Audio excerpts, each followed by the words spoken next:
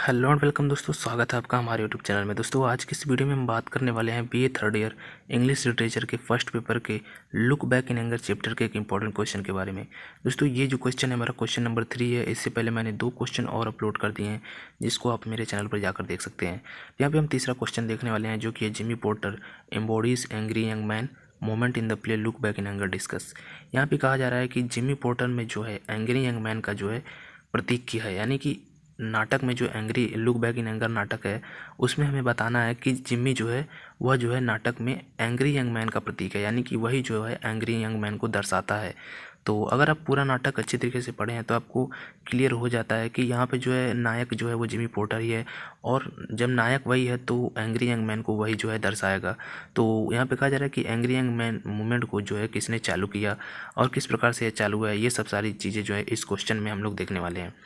तो दोस्तों 2 वीडियोज़ में मैंने बहुत सारी चीज़ें कवर कर दी हैं और उनसे जो है आपको मोटा आइडिया लग जाएगा कि सभी क्वेश्चन जो हैं किस प्रकार से लिखने हैं। तो यहाँ पे इस क्वेश्चन को किस प्रकार से लिखेंगे और इस क्वेश्चन का आंसर क्या होना है, चलिए इस वीडियो में देख लेते हैं। तो यहाँ पे दिया गया कि the angry young man movement, यानी कि जो एंग्री यंग मूवमेंट था वो किस प्रकार से चालू हुआ है।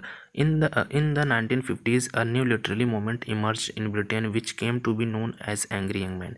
यहाँ पे कहा जा रहा है कि 1915 में जो है एक नया जो है कवि का जो है यानी कि लिटरेचर का जो है मूवमेंट चालू हुआ, साहित्यिक मूवमेंट चालू हुआ, यानी कि साहित्यिक आंदोलन चालू हुआ, और वह जो है ब्रिटेन में जो है हुआ। Which came to be known as angry young man, यानी कि उसको जो है एंग्री यंग मैन के नाम से जाना गया। John Osborne is known as the biggest pioneer of this movement. John Osborne को जो है इसका जो है अग्रदूत माना गया है, यानी कि जॉन ऑसबर्न ने जो है इसको चालू किया। His revolutionary play Look Back in Anger gave birth to a new era in English literature। यहाँ पे कहा जा रहा है कि इनका जो है क्रांतिकारी टाइप का जो ये look back in anger drama है उसने जो है एक नया जन्म दिया इंग्लिश लिटरेचर का नए रूप में। Thus the 50s are also known as the angry man decades. इसलिए जो है 50s को यानी कि 1950s को जो है एंग्री मैन डेकेड माना जाता है, यानी कि एंग्री मैन यानी कि गुस्सैल युवा का दशक माना जाता है। A new type of drama was born in British theatre and literature with its first staging at the Royal Court Theatre in 1956। यानी कि यहाँ पे कहा जा रहा है कि 1956 में जब रॉयल कोर्ट थिएटर में इसको पहली बार दर्शाया गया तब जो है एक नए प्रकार का जो है ड्रामा यानी कि नए प्रकार का नाटक जो है उसका जन्म हुआ ब्रिटिश थिएटर में, यानी कि जो अंग्रेज़ के थिएटर्स थे उसमें जो है एक नए प्रकार के नाटक का जन्म हुआ। It become a symbol of the poor social status of the lower middle class of Britain at the time. यहाँ पे कहा जा रहा है कि यह जो है एक प्रतीक था किस चीज़ का, पुअर सोशल स्टेटस, यानी कि जो खराब सामाजिक व्यवस्था थी उसका जो है, और लोअर मिडिल क्लास का, यानी कि जो उच्च मध्यम वर्गीय एक होते हैं और एक निम्न मध्यम वर्गीय होते हैं। तो यहाँ पे जो है निम्न मध्यम वर्गीय हैं उसका जो है दशा जो है इसमें दिखाया गया है, और पुअर सोशल यानी कि जो आप कह सकते हैं खराब दशा थी समाज की उसका स्टेटस यानी कि उसका जो हालत था, और lower middle class of Britain at that time, यानी कि जो भी उस समय में लोअर मिडिल क्लास यानी कि मिडिल क्लास से नीचे लोग जो थे यानी कि निम्न मिडिल क्लास के लोग, उनका जो है वर्णन किया गया है इसमें और बताया गया है। Critics made a variety of comments after it debate, यानी कि यहाँ पे कहा जा रहा है कि जो आलोचक थे उन्होंने जो है अलग अलग तरीके से जो है इसको जो है कमेंट किया, यानी कि इस पे जो है अपने विचार दिए हैं। A critic named George Fearon use the term look back in anger and angry young man for the first time in relation to Jimmy Porter. यहाँ पे कहा जा रहा है कि एक जो आलोचक थे जिनका नाम था जॉर्ज फ्रियोन, उन्होंने जो है look back in anger and angry young man को जो है फर्स्ट टाइम किससे रिलेट किया, जिमी पोर्टर से रिलेट किया, यानी कि जिमी जो है इस नाटक में पूरे नाटक में जो है गुस्से में रहता है, गुस्से से भरा रहता है। तो जो लुक बैक इन एंगर का जो भी टर्म था या जो भी उसका नाम था एंग्री यंग मैन, उसको जो है जिमी पोर्टर को दिया गया कि जिमी पोर्टर जो है एंग्री यंग मैन है।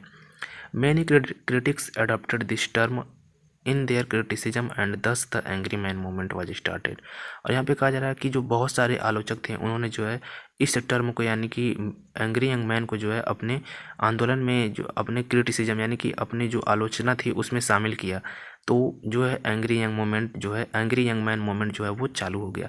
जब जायज़ सी बात है ज़्यादा जो आलोचक हैं वो इसकी अपने अपने आलोचना में जो है इसको शामिल करेंगे एंग्री यंग मैन को, उसको अच्छा या बुरा बताएंगे, तो उससे उसकी जो है पॉपुलैरिटी यानी कि उसका विस्तारता बढ़ेगी, यानी कि वो फेमस होता जाएगा, जिसकी वजह से जो है एंग्री यंग मैन मूवमेंट जो है चालू हो गया था।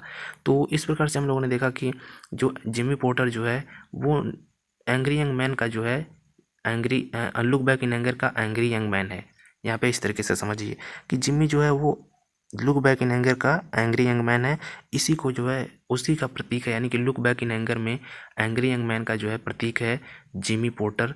यही जो है वो क्वेश्चन था, और हम लोगों ने इस प्रकार से देख लिया आंसर कि एंग्री यंग मैन मोमेंट में जो है जिमी ही जो है नायक था, और इसी को जो है एंग्री यंग मैन कहा था। और किसने कहा था, तो यहाँ पे आप देख सकते हैं कि जॉर्ज फेरन ने जो है ये बात कही थी। तो दोस्तों कुछ ज़्यादा ही बातें हो गई, और यहाँ पे मैंने आपको पूरी तरीके से समझा दिया। हो सकता है आपको समझ में आया होगा, कुछ चीज़ें नहीं समझ में आएंगी, लेकिन उम्मीद करता हूँ आपको ये अच्छी तरीके से समझ में आया होगा, और आप आसानी से जाके अपने एग्ज़ाम में इस आंसर को लिख कर आएंगे। तो मिलते हैं आपसे नेक्स्ट वीडियो में, तब तक के लिए आपका वीडियो देखने के लिए धन्यवाद।